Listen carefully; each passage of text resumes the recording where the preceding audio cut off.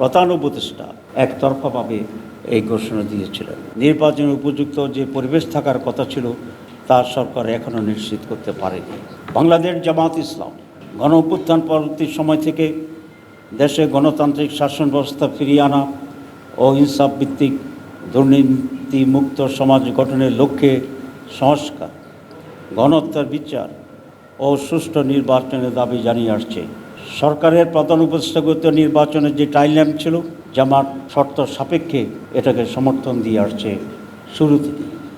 আপনারা জানেন আমাদের মাননীয় আমির জামাত অনেক আগ থেকেই নির্বাচন সম্পর্কে জামাতের স্ট্যান্ড পরিষ্কার করে বলেছে। বিশেষ করে 16 এপ্রিল 2025 সালে তিনি স্পষ্টভাবে সাংবাদিকদের সামনে ঘোষণা দিয়েছিলেন, এই নির্বাচন রোজার আগে ফেব্রুয়ারি মাসে হতে পারলেই সবচেয়ে উত্তম হবে। সেই ঘোষণার ধারাবাহিকতায় গতকাল প্রধান উপদেষ্টা ফেব্রুয়ারিতে রোজার আগেই নির্বাচন অনুষ্ঠানের ঘোষণা দিয়েছেন। এটাকে আমরা ইতিবাচকভাবে দেখছি। এটা আমরা মনে করি আমির জামাত যে টাইমলাইন দিয়েছিলেন গতকালের প্রধান উপদেষ্টার রমজানের আগে ফেব্রুয়ারিতে নির্বাচন ঘোষণার যে তারিখ ঘোষণা, তার সেই দাবিকেই পূরণ করা হয়েছে। কিন্তু তারিখ ঘোষণার আগে বাংলাদেশের যে রাজনীতি ইতিহাস আছে সেখানে কতিপয় ট্র্যাডিশন ছিল। সেটা হচ্ছে নির্বাচন তারিখের আগে যিনি সরকার প্রধান থাকেন তিনি মেইন স্টেক হোল্ডার প্রধান রাজনৈতিক দলগুলোর সাথে সবসময় মত বিনিময় করে আসছে। এমনকি নির্বাচন কমিশনও বিভিন্ন গুরুত্বপূর্ণ রাজনৈতিক দলগুলোর সাথে নির্বাচন সম্পর্কে আলাপ আলোচনা করার এই ট্র্যাডিশন ছিল।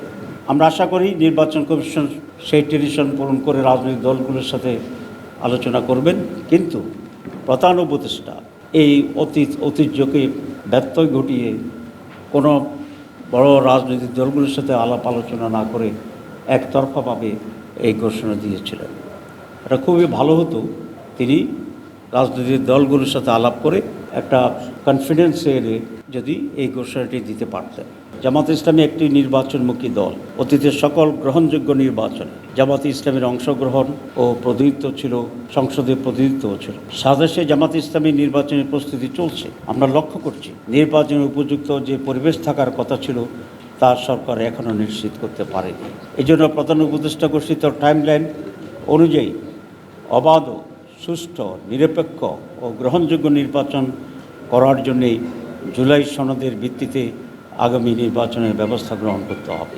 এ লক্ষ্যে জাতীয় ঐকমত্য কমিশন যে জুলাই সনদ প্রণয়নের প্রস্তুতি নিচ্ছে, বর্তমান অন্তর্বর্তী সরকারকে তার আইনি ভিত্তি দিতে হবে এবং এই সনদের ভিত্তিতেই আগামী নির্বাচন অনুষ্ঠান করতে হবে, অনুষ্ঠিত হইতে হবে।